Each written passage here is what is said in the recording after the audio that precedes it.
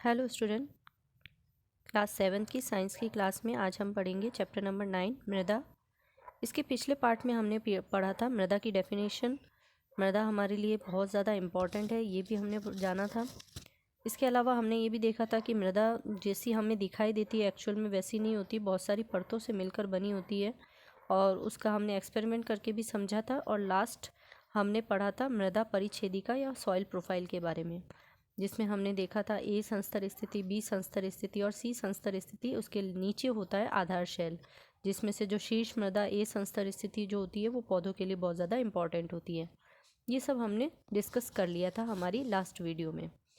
आज हम करेंगे इसका पार्ट 2। इसमें हम डिस्कस करेंगे मृदा के प्रकार के बारे में। तो सबसे पहले आपको बता दूं, जैसा कि हमने पिछली वीडियो में ध्यान में पढ़ा था कि मृदा जो है वो विभिन्न प्रकार की परतों से हमने देखा था कि जब हम एक गिलास में मृदा को डालते हैं और उसके बाद जब उसको जल में घोलते हैं और रेस्ट करने के लिए छोड़ देते हैं तो हमने देखा था कि उसमें बहुत सारी परतें बनी थी। उन परतों में हमने मृदा के अलग अलग कणों को भी देखा था। तो मृदा जो है वो अलग अलग कणों से मिलकर बनी होती है, जिसमें से कुछ कण जो होते हैं वो रेत के कण होते हैं, कुछ गाद के कण होते हैं और कुछ मृत्तिका के कण होते हैं। अभी जो रेत के कण हैं जिसको हम जनरल लैंग्वेज में बालू के कण भी कहते हैं, ये बहुत ज़्यादा बड़े बड़े कण होते हैं, जैसा कि आपको चित्र में दिखाई दे रहा है। तो मृदा जो है वो रेत के कण जो होते हैं वो बड़े बड़े कण होते हैं। इनका आकार जो होता है वो ज़्यादातर 2.0 से लेकर 0.2 mm के बीच में होता है। ठीक है। इसके बाद हमने देखा कि जो मृदा है वो गाद के कण यानी बालू मिट्टी के जो कण होते हैं, रेत के कण जिसे आप कहते हैं, बजरी जिसे आप कहते हैं, ये बड़े बड़े कण होते हैं। इन बड़े बड़े कणों के बीच में आपने देखा बहुत अधिक रिक्त स्थान होता है और ये कण बहुत दूर दूर होते हैं। ठीक है। जो गाद के कण होते हैं वो कण बहुत रेत के कण से थोड़े छोटे छोटे होते हैं और उनके मध्य जो रिक्त स्थान होता है वो थोड़ा सा कम कम होता है। इन रिक्त स्थानों में एक्चुअल में क्या होती है, वायु भरी होती है। जो रेत के कण है उनमें वायु बहुत ज़्यादा भरी होती है, इसलिए ये कण जो होते हैं वो बहुत ज़्यादा हल्के हल्के होते हैं। तो इनसे बनी जो मिट्टी होती है, रेत के कण, जिस प्रकार की मिट्टी के अंदर रेत के कण भरे हुए होंगे और अधिक मात्रा में होंगे, वो मिट्टी बहुत ज़्यादा हल्की होगी, क्योंकि उनके बीच में क्या है, रिक्त स्थान अधिक है। ठीक है। इन रिक्त स्थानों में क्या भरी होगी, हमेशा वायु भरी होगी।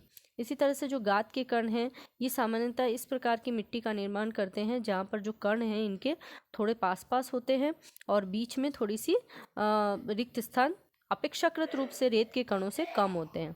और ये 0.02 mm से लेकर 0.002 mm तक के कण होते हैं। यानी कि इनके साइज़ इतने इम्पॉर्टेंट नहीं है, आपके लिए इतने इम्पॉर्टेंट नहीं है।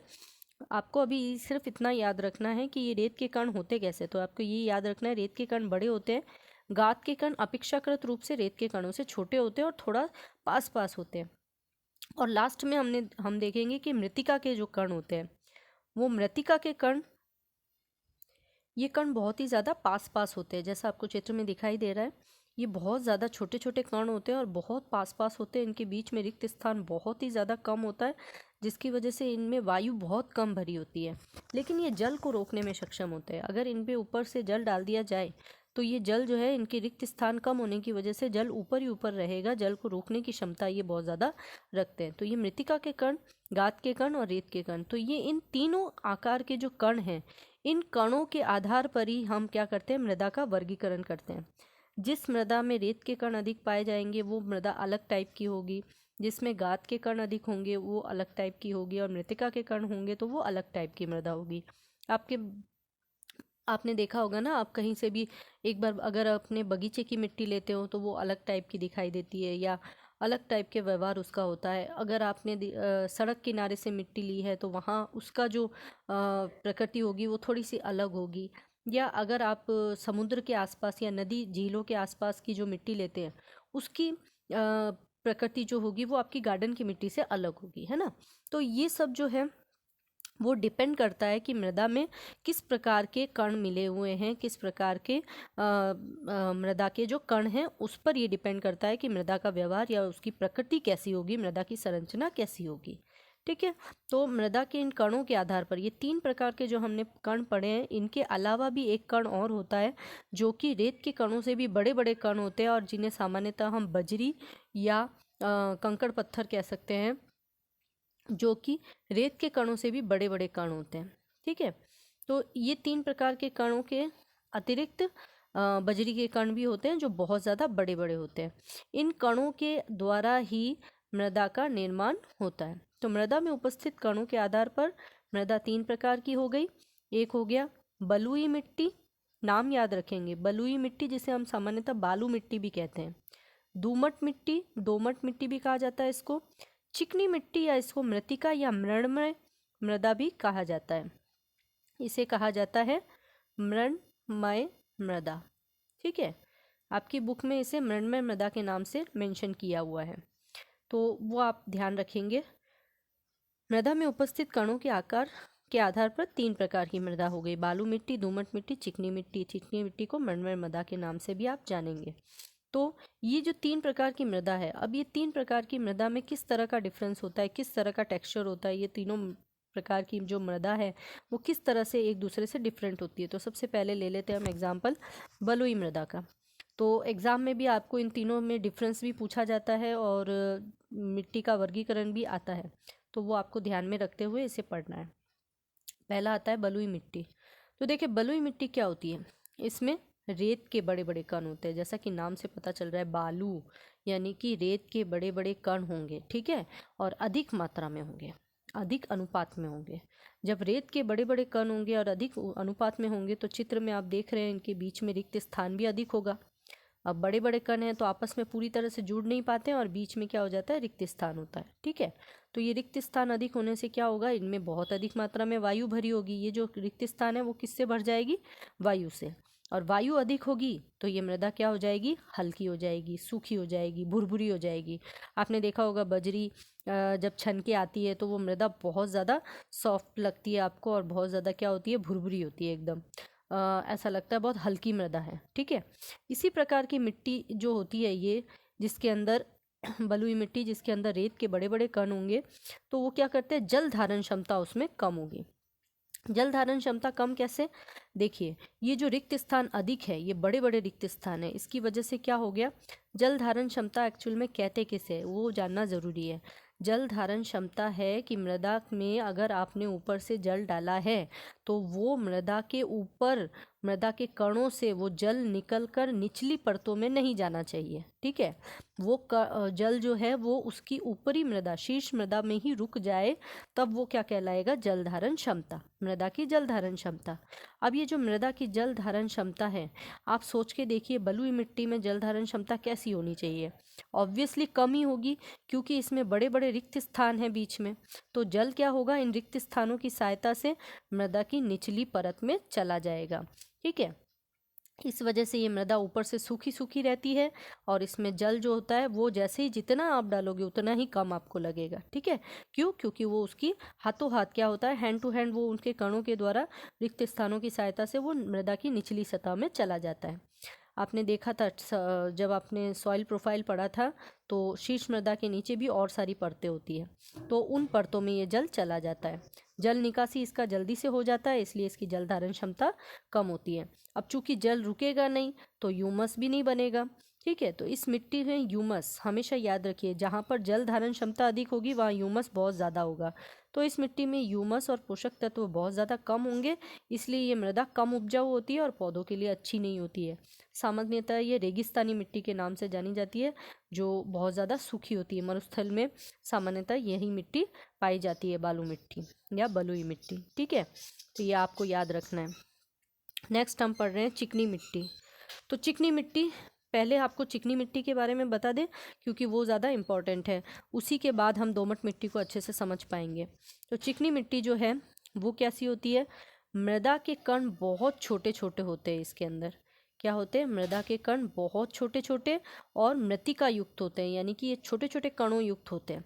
इनके बीच में गैप बहुत कम होता है और ये रिक्त स्थान बहुत कम होता है, जिसकी वजह से क्या होता है, बहुत पास पास जुड़े हुए होने के कारण, रिक्त स्थान कम होने के कारण वायु इनमें होगी ही नहीं, बहुत कम वायु होगी। और चूंकि आप जानते हो कि पेड़ पौधों की जड़ों के लिए वायु कितनी ज़्यादा इम्पोर्टेंट है। जब जड़ें मिट्टी के अंदर ग्रो करती है तो उनको ऑक्सीजन कौन प्रदान करता है? मिट्टी के अंदर जो अंदर रिक्त स्थान बने हुए हैं, उन रिक्त स्थानों में उपस्थित जो वायु होती है वही जड़ों को पोषण गैस ऑक्सीजन प्रदान करती है श्वसन के लिए। तो बालू मिट्टी में क्या है, एक बार वापस देखें। बालू मिट्टी में क्या है? वायु खूब भरी हुई है। तो वायु अधिक होने के कारण इनमें जो जड़ें फैलती है वो बहुत ज़्यादा फैलती है, बहुत अच्छे से ग्रो करती है जड़ें।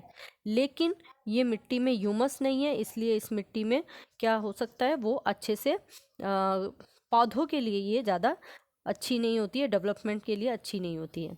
लेकिन मृत्तिका जो है, मृत्तिका यानी कि चिकनी मिट्टी, मृणमय मृदा जिसे हम कह रहे हैं, उसके अंदर जो वायु के लिए स्थान बहुत कम है, उसमें वायु भरी हुई नहीं होती है। तो ऐसी मृदा भी जो है वो सामान्यतः जड़ों को शोषण के लिए ऑक्सीजन प्रदान नहीं कर पाती है और पेड़ पौधे जो हैं वो मर जाते हैं। कभी कभी ऐसा होता है ना, आपने देखा है पौधों को पानी बहुत ज़्यादा दे देते हैं तो वो जो नीचे जो जड़ें होती है वो सड़ गल के मर जाती है। तो यहाँ पर भी वायु उनको प्रोवाइड नहीं हो पाती है पेड़ पौधों की जड़ों को, इसलिए क्या होता है, मृदा में पौधे अच्छे से ग्रो नहीं कर पाते हैं। ठीक है। कण अधिक पास पास होने के कारण इनकी जल धारण क्षमता बहुत अधिक होती है। इनमें जल जो होता है वो नीचे की तरफ जाता ही नहीं है। क्यों नहीं जाता? क्योंकि रिक्त स्थान है ही नहीं। जल जो है वो ऊपर ही रह जाएगा, नीचे की तरफ जाएगा ही नहीं। तो रिक्त स्थान कम होने के कारण जल निकासी संभव नहीं है, निचली परतों में जाता ही नहीं है, इसलिए जल धारण क्षमता इनकी बहुत ज़्यादा अच्छी होती है। और मृदा इसीलिए कैसी हो जाती है? चिपचिपी होती है। और चिपचिपी होने के कारण इनका उपयोग मिट्टी के जो बर्तन होते हैं उनके निर्माण हेतु किया जाता है। ये जो चीनी मिट्टी के बर्तन जितने भी बनते हैं, ये मिट्टी के बर्तन सब किससे बनते हैं? इसको इंग्लिश में हम क्ले कहते हैं और मृत्तिका हिंदी में कहा जाता है। चिकनी मिट्टी, मृत्तिका, मृणमय मृदा, क्ले सब एक ही है। ठीक है। नेक्स्ट आता है दोमट मिट्टी। तो देखिए, दोमट मिट्टी एक ऐसी मिट्टी होती है जो सबसे बेस्ट मानी जाती है प्लांट्स के लिए, पेड़ पौधों के लिए सबसे बेस्ट मानी जाती है दोमट मिट्टी। क्यों मानी जाती है उसका रीज़न है। इस तरह से क्वेश्चन भी आता है कि दोमट मिट्टी पेड़ पौधों के लिए सर्वाधिक उपयुक्त क्यों मानी जाती है, फसल या एग्रीकल्चर के लिए सबसे ज़्यादा सर्वश्रेष्ठ मिट्टी है ये, क्यों? तो इसका रीज़न सिर्फ इतना है क्योंकि इसमें बालू यानी कि रेत के कण और जो मृत्तिका है यानी चिकनी मिट्टी के कण, ये सब एक साथ मिले हुए होते हैं। ये एक प्रकार से मिश्रित मृदा कही जा सकती है। क्या कही जा सकती है? ये मिश्रित मृदा। क्यों? क्योंकि इसके अंदर बालू यानी रेत के कण और किसके चिकनी मिट्टी के छोटे छोटे कण मिले हुए होते हैं, उचित मात्रा में मिले हुए होते हैं, जिसके कारण क्या होता है, इसमें छोटे कणों की उपस्थिति के कारण जल धारण क्षमता बढ़ जाती है। यानी कि उचित रूप से ये जल को सोख कर रख सकता है और पौधों की लिए वृद्धि के लिए जो आवश्यक है। ठीक है। और रेत के बड़े कण भी उपस्थित होते हैं, जिसकी वजह से वायु का आदान प्रदान भी उचित मात्रा में होता है। तो ये जो दो इम्पॉर्टेंट चीज़ें हैं, एक तो जल धारण क्षमता और एक वायु का आदान प्रदान होना, ये दोनों प्लांट्स के लिए बहुत ज़्यादा इम्पॉर्टेंट है। और ये दोनों ही चीज़ें जो कि बालू मिट्टी में और चिकनी मिट्टी में पूरी नहीं हो रही थी उसकी आवश्यकता, तो वो चीज़ जो है वो दोमट मिट्टी में कंप्लीट हो जाती है।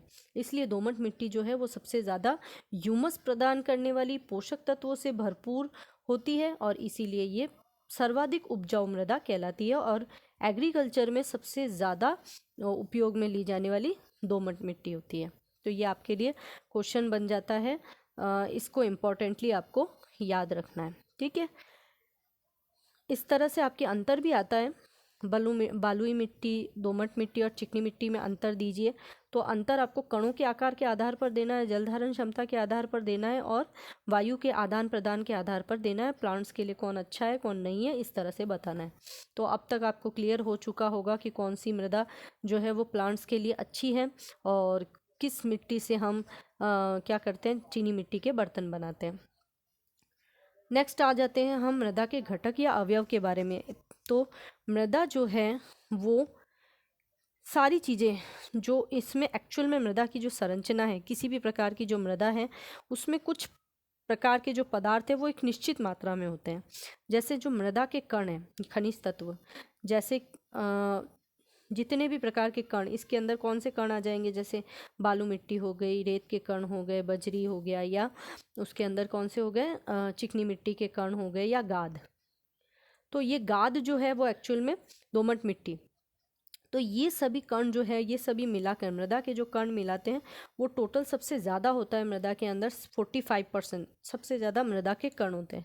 उसके बाद उसमें होता है 5% जैविक या कार्बनिक पदार्थ यानी कि ह्यूमस, जो कि सड़े गले पदार्थों से बनता है। तो ये 5% होता है और बहुत ही मृदा की ऊपरी परत में रहता है। उसके बाद इसके अंदर होता है 25% जल और 25% वायु। तो मृदा जो है, एक उपयुक्त मृदा जो है वो मृदा के कणों से, जिसमें जल भी होना चाहिए, वायु भी होना चाहिए, ह्यूमस भी होना चाहिए, इन सब से मिलकर बनती है। ठीक है, यहाँ तक तो हमने कर लिया, मृदा की पूरी संरचना हमने जान ली। अब हम देखेंगे कि मृदा का गुण क्या है। मृदा के कुछ गुण हैं जिनमें से यहाँ पर हम केवल 2 गुणों के बारे में बात करेंगे और बाकी के जो गुण हैं वो एक ही वीडियो में समझाने पॉसिबल नहीं होते हैं, क्योंकि धीरे धीरे टिपिकल चीज़ें हैं, धीरे धीरे समझाएंगे। तो इसलिए आपको यहाँ पर मैं इस वीडियो में ओनली 2 मृदा के प्रॉपर्टीज़ यानी कि गुणों के बारे में हम यहाँ डिस्कस करेंगे।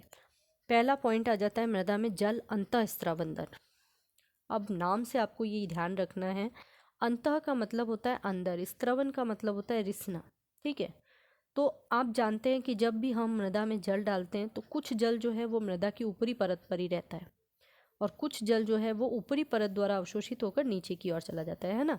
ऐसा चित्र में देखिए आप ध्यान से, जैसे ही आपने जल डाला पौधे में तो क्या होता है, पानी इस तरह से ऊपर ऊपर कुछ मात्रा में रहता है और कुछ जो होता है वो मृदा की निचली परतों में चला जाता है ना। तो मृदा की निचली परतों में इस तरह से जल का जाना वो ही क्या कहलाता है, अंतःस्रवण कहलाता है ना। तो मिट्टी द्वारा जल का अपनी निचली परतों में अवशोषण करना क्या कहलाता है, अंतःस्रवण कहलाता है।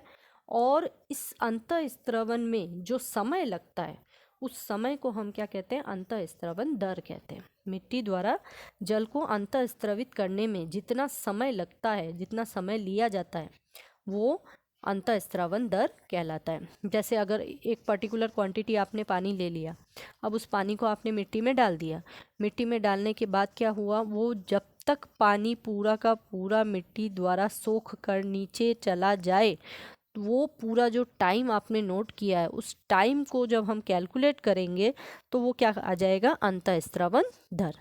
तो मृदा की अंतःस्रावन दर ये बहुत इंपॉर्टेंट प्रॉपर्टी है, जब आप इसको समझेंगे तभी आप इसके न्यूमेरिकल क्वेश्चंस कर पाएंगे, इसलिए आपको ये बहुत अच्छे से तरीके से समझना है। इस एग्ज़ाम में इसमें इस चैप्टर में से एक न्यूमेरिकल क्वेश्चन ज़रूर आता है जिसमें आपको सॉल्व करना होता है। ठीक है, तो अंतःस्रावन दर ज्ञात कैसे करेंगे, किसी मृदा की अंतःस्रावन दर ज़्यादा है या कम है और उसकी कैलकुलेशन किस तरह से की जाती है, तो उसको देखते हैं। अभी आपकी बुक में एक प्रयोग भी दे रखा है तो उस प्रयोग के द्वारा हम इसको सीखेंगे। देखिए, एक क्या करना है आपको, छोटा सा,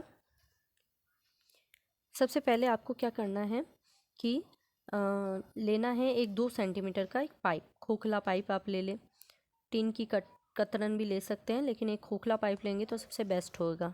तो एक खोखला पाइप लेना है, जैसा कि आपको इस चित्र में दिखाया गया है। इस तरह से खोखले पाइप को लेकर आपको क्या करना है, मिट्टी के अंदर जहाँ पर आपको उसकी अंतःस्रावन दर ज्ञात करनी है कि कौन सी मृदा का अंतःस्रावन दर अच्छा है या कम है या कैसा भी है, तो उसकी गणना करने के लिए उस मृदा में आप क्या करें, इस पाइप को 2 सेंटीमीटर नीचे तक अच्छे से गहराई तक धंसा कर लगा दें। ठीक है, अब क्या करना है, इस पाइप में धीमे धीमे आपको क्वांटिटी पानी की आपको मेज़र करके रखनी है पहले से।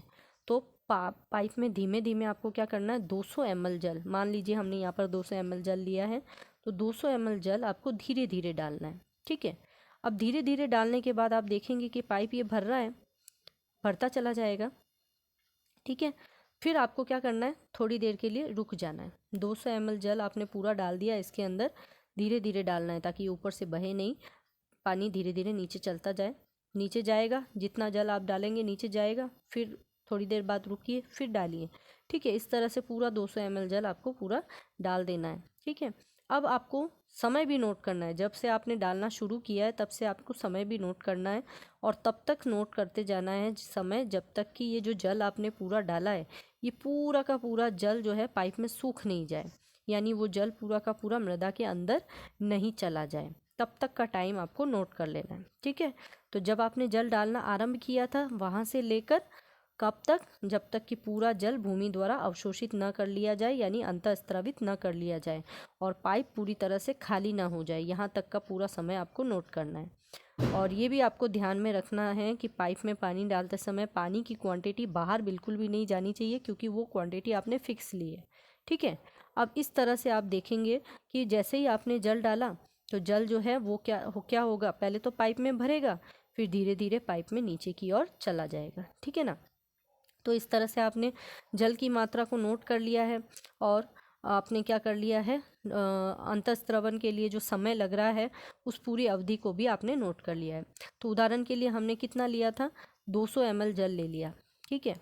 तो ये इसे हम एक सूत्र की सहायता से ज्ञात करते हैं अंतःस्रवण दर को, क्योंकि हमने बोला कि जो जल रिटेन हो रहा है, जो जल अंतःस्रवित हो रहा है, उसकी जो अवधि है उसे हम अंतःस्रवण दर कहते हैं।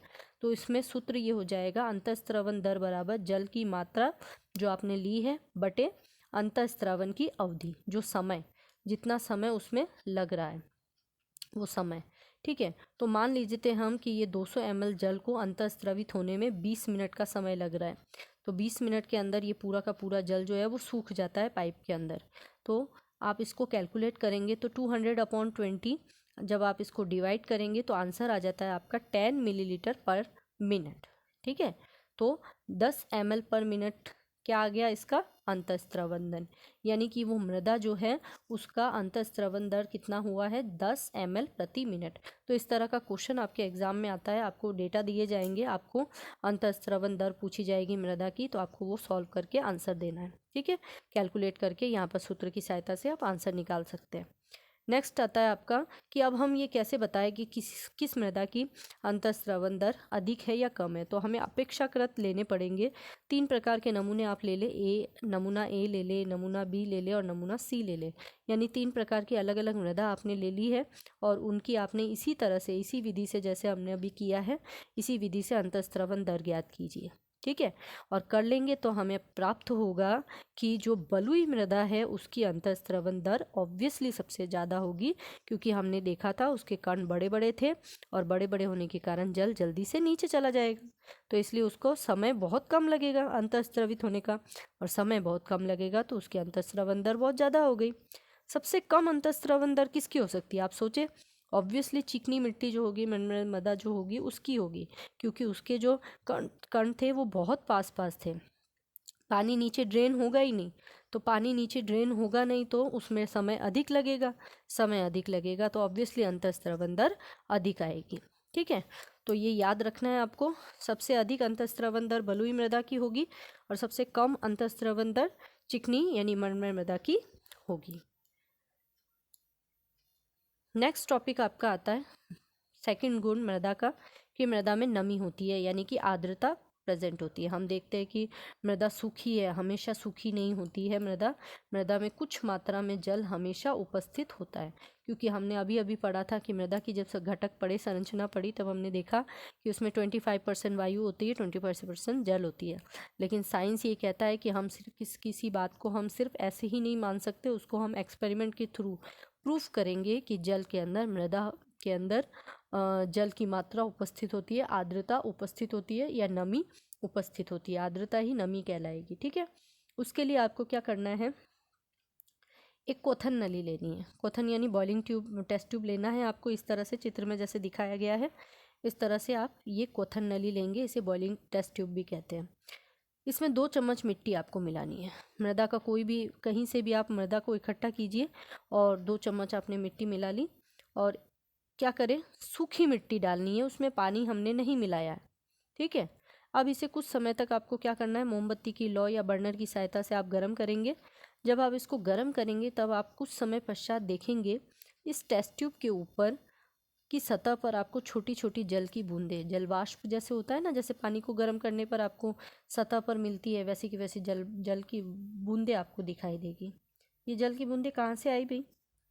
ये जल की बूंदें ऑब्वियसली इस मृदा के अंदर प्रेजेंट थी, इसीलिए आई है। अब ये हर समय के लिए अलग हो सकती है। मृदा में जो नमी है, आर्द्रता है, वो दिन के समय जब कड़ी दोपहर होगी या गर्मियों के समय मिट्टी में मृदा में नमी कम होगी, उस समय ये मात्रा कम होगी।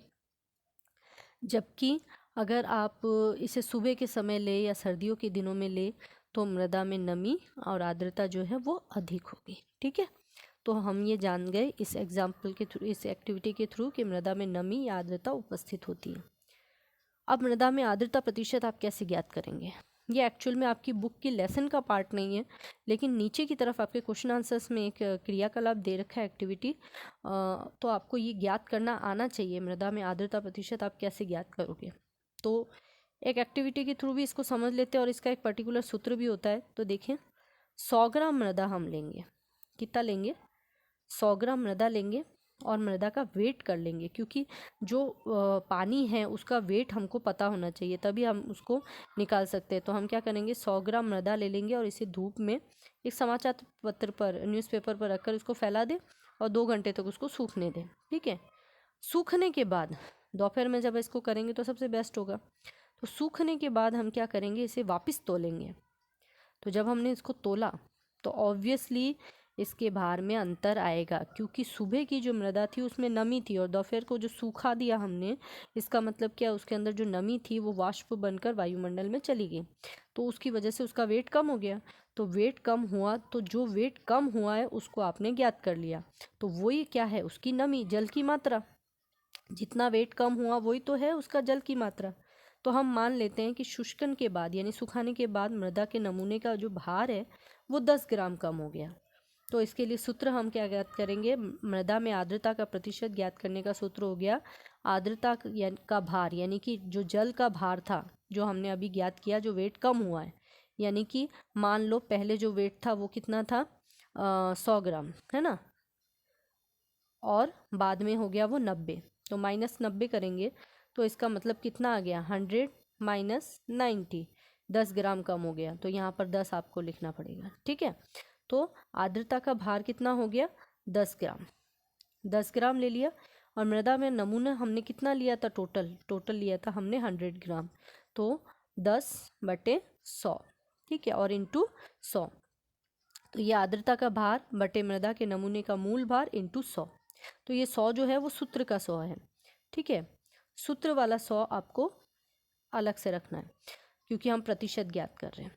तो आर्द्रता का भार बटे मृदा के नमूने का मूल भार इंटू 100, तो ये सूत्र में जब हम वैल्यू रखेंगे, भार में कमी आई थी 10 इंटू 100/100, जो कि मृदा के नमूने का भार था। तो इस तरह से काटेंगे तो ये आपका आंसर आ जाता है 10%, यानी मृदा में आर्द्रता प्रतिशत आप इसी तरह से ज्ञात कर सकते हैं। मान लेते हैं हम यहाँ पर हम 100 ग्राम नहीं लेके 200 ग्राम ले लेते हैं, तो 200 ग्राम के हिसाब से यहाँ पर अगर भार में कभी 20% होती है तो हम ये मान सकते हैं यहाँ पर 80 आ जाएगा। तो 80 इंटू 100/200, इस तरह से वहाँ पे आंसर आपको निकालना है। ठीक है, तो मृदा में आर्द्रता का प्रतिशत आप इस तरह से ज्ञात कर सकते हैं। तो आज के लिए हम इतना ही करेंगे। इसके बाकी के जो मृदा के गुण हैं और मृदा अपरदन, मृदा प्रदूषण और इसके अलावा एक केस स्टडी है जो हमें पढ़नी है इस चैप्टर के अंदर, वो सब हम हमारी नेक्स्ट वीडियो में कंप्लीट करेंगे।